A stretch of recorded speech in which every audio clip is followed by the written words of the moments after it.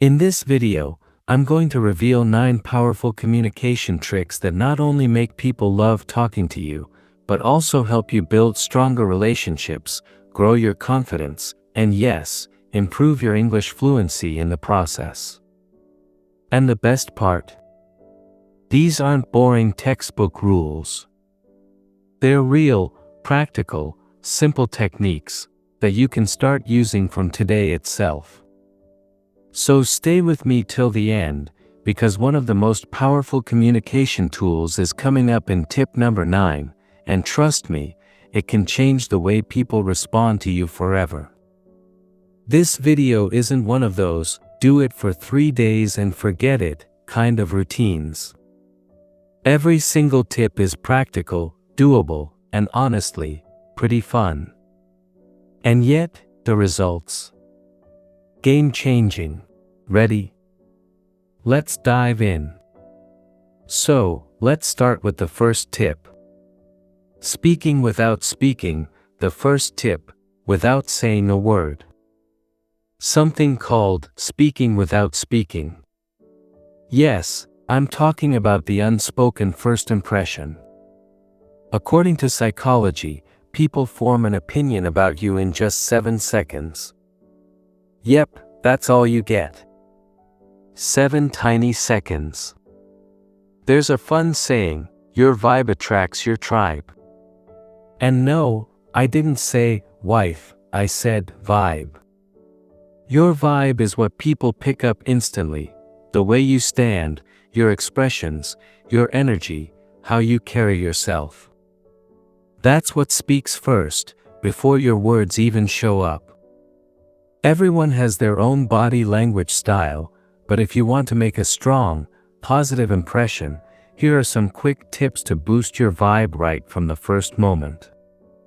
Yes, some tips inside the first point itself. Let's start with the first one. The 50-70ths rule for eye contact. When you're talking, try to maintain eye contact about 50% of the time. When you're listening, raise that to around 70%. Why? Because it shows that you're actually engaged. But hey, no need to go around measuring seconds with a stopwatch. Just be natural. Remember, your eyes aren't just for seeing, they're powerful tools for connection. They show emotion, sincerity, and presence. Think about it. Have you ever seen a great leader slouched in a chair like they just woke up from a nap?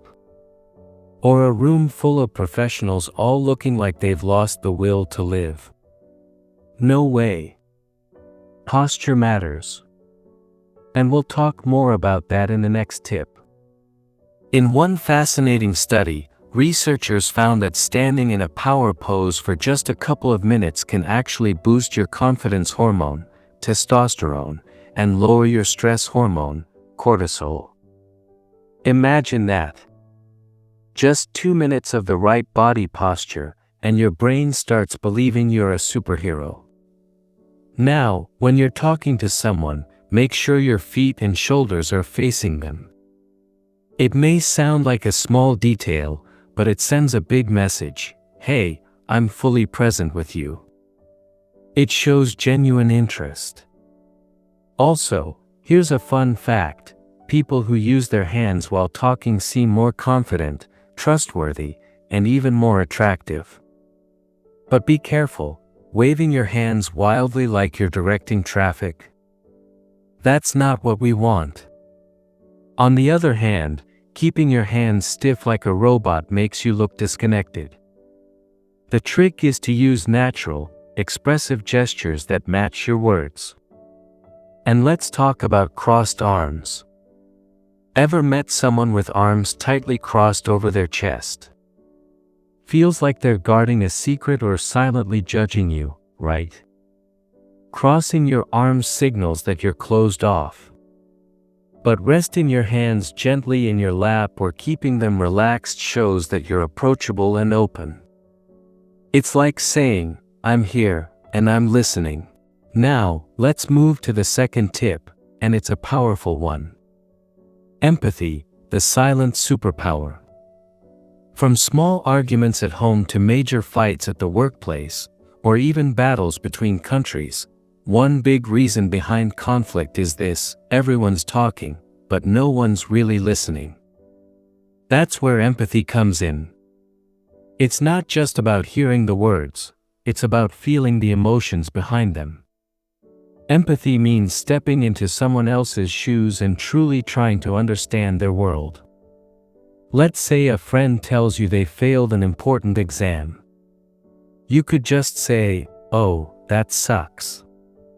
But an empathetic response goes deeper. It feels their disappointment, their pressure, their fear. Think, how would you feel if you failed an exam you worked hard for?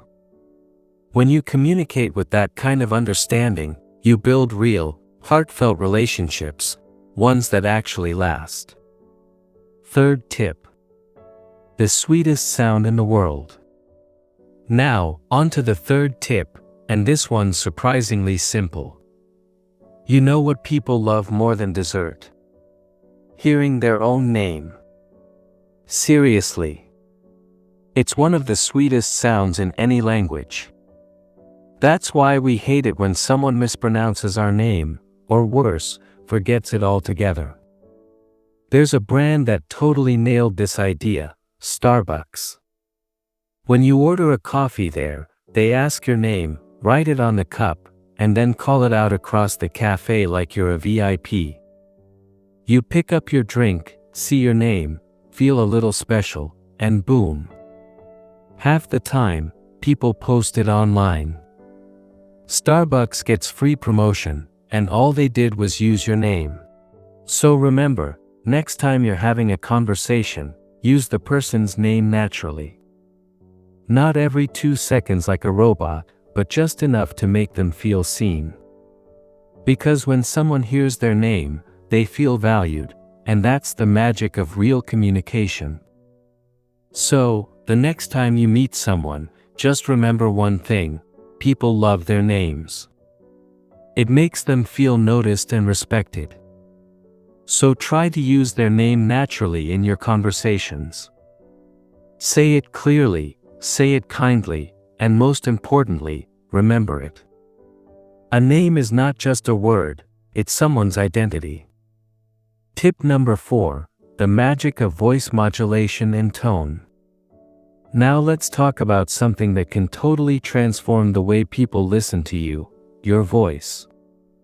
No matter how good your message is, if you speak in a flat, dull tone, people will mentally check out. That's why voice modulation matters. And to make it super easy, I've broken it down into what I call the 3 Ps of voice. Once you understand these, I'll share a cool little activity that will help you sound more expressive and engaging, just like a pro speaker. The first P is pitch. Pitch is how high or low your voice sounds. It shows emotion. When you're excited, your pitch goes up. When you're serious, your pitch drops. Our pitch adds flavor to our words, just like spices in food. Without it, pretty bland. The second P is pace. This is all about how fast or slow you speak. Talking too fast makes it hard for others to keep up. It feels like you're racing through your words.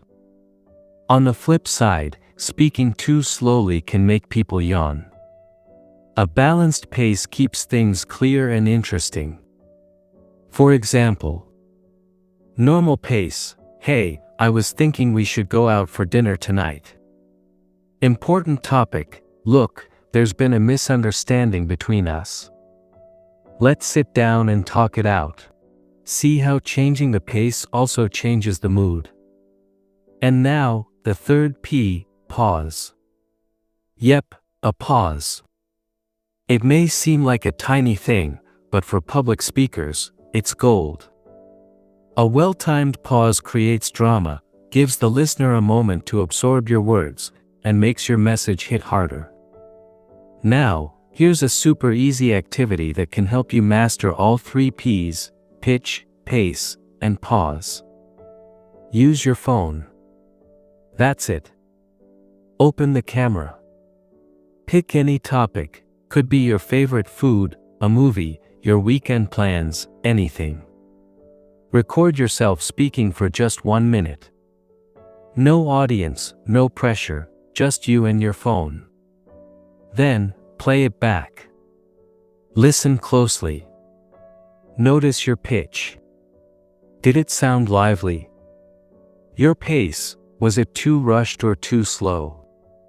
And your pauses, did you give your thoughts space to breathe? This small habit can help you speak better, sound more confident, and connect with people easily, whether it's a job interview, a YouTube video, or just chatting with friends. Try doing this recording activity at least once a day. If you can squeeze in more time, even better, go for 2. And if you've got a whole 10 to 15 minutes, that's enough to do it 3 to 4 times a day. Trust me, it's like going to the gym, but for your voice and confidence. Just imagine, in only 2 to 3 weeks, if you record even 1 or 2 videos daily, and take a few minutes to observe your expressions, your tone, your pace, you'll start noticing big changes. You'll feel more confident. You'll start loving your own progress. It's like watching yourself level up in real life, no filter needed. Tip number 5, the echoing technique. Now let's talk about something really helpful, especially for those moments when you're stuck in a conversation and don't know what to say. You know, when the other person is talking, and you're just sitting there smiling awkwardly, thinking, what do I say now? Here's a simple hack, the echoing technique. It's as easy as it sounds. All you do is pick a small part of what the other person just said, repeat it naturally, and then build on it by adding your own opinion, idea, or question. Let's say someone says, "I'm learning Spanish these days." You can respond with, "Spanish? That's awesome. I've been trying to improve my English fluency, so I totally get the language struggle." See? You've just turned a dead end into a two-way street. This technique does 2 great things. It keeps the conversation going, and it makes the other person feel heard, like you're actually listening, not just waiting for your turn to talk. And when someone feels heard, they want to talk more. It's a win-win. Tip number 6, the power of storytelling. Okay, now we're getting to the real secret sauce, stories. Let's be honest, everyone loves a good story. Whether it's a blockbuster movie, a bedtime tale, or even a juicy office drama, stories grab attention in a way plain facts never can. And it's not just a modern thing. For centuries, stories have been the most powerful way to teach, connect, and influence. That's why our cultures, religions, and even childhood lessons are wrapped in stories. So if you want people to listen to you, remember you, and even be moved by your words, learn how to tell a story well. And don't worry, you don't need to be Shakespeare to do this. Just remember one simple framework, the CR technique. C stands for conflict. Every good story starts with a problem, a challenge, a situation that needs to be fixed. It's like saying, "There was a time I couldn't speak even one full sentence in English without messing up. I'd freeze, forget words, or just mumble awkwardly." That's your conflict. Now the audience is hooked, they want to know what happened next. A is for action. This is the "what happened next" part. The steps taken to deal with the challenge. Action adds energy, it brings suspense, struggle, hope, and sometimes drama. It's the part where people lean forward, wanting to know more. R is for result. The final outcome. Did it work? Did the person fail or succeed? This part wraps up the story and leaves a message. Let's take a real example. Imagine someone from a small town who dropped out of a fancy university. That's the conflict. He then launches a startup, struggles with funding, faces rejections, learns the hard way. That's the action. In the end, he either builds a billion-dollar company or fails, but walks away with lessons that change his life. That's the result. Use this CR formula, and even your everyday experiences can sound inspiring. Whether you're telling your English learning journey or a simple childhood memory, a good story always pulls people in. Tip number 7: humor. Now let's talk about one of the most underrated superpowers in communication: humor. Let's be real, people love talking to those who make them laugh or even smile a little. We enjoy people who don't take everything too seriously, those who can add a little fun into everyday conversations. But I'm not a funny person. Don't worry, neither are most stand-up comedians when they first start. Humor is a skill, and like learning English, it gets better with practice. Here's a little trick to help. Just remember one word: switch. Switch your perspective. Look at ordinary situations and ask yourself, what's the funny version of this? Can I twist this sentence? Add a surprise ending. For example, if someone says, "I've been trying to eat healthy," you can say, "Same. I now eat chips with yogurt." It's called balance. It's a small switch, but it creates laughter. When you train your brain to see the funny side of things, your conversations become more enjoyable. And people love to talk to someone who can make them forget their stress, even for a minute. Tip number 8: level down to lift up. Now this one may sound strange at first. Level down. Isn't that the opposite of growing? Well, yes, but hear me out.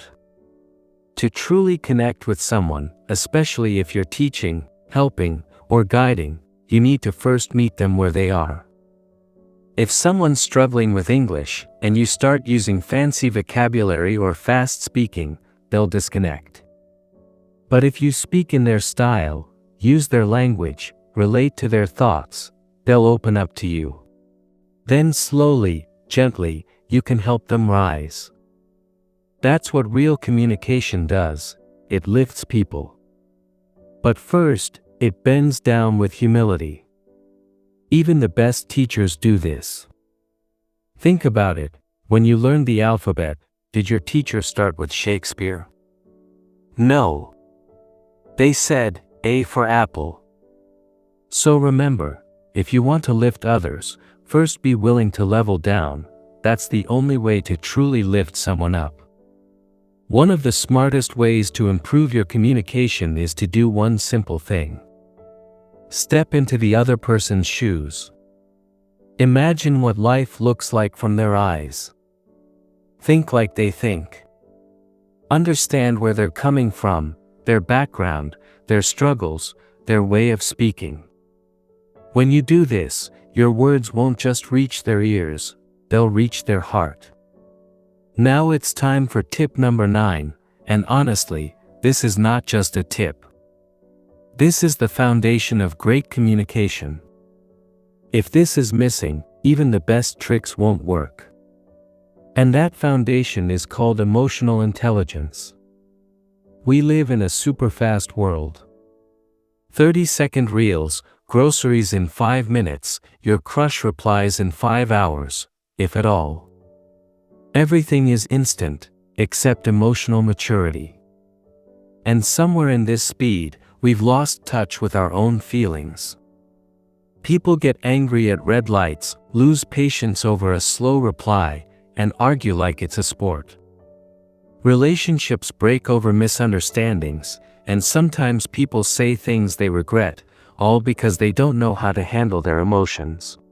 But if you can build emotional intelligence, If you can understand your feelings and the feelings of others, then congratulations, you've unlocked a rare superpower.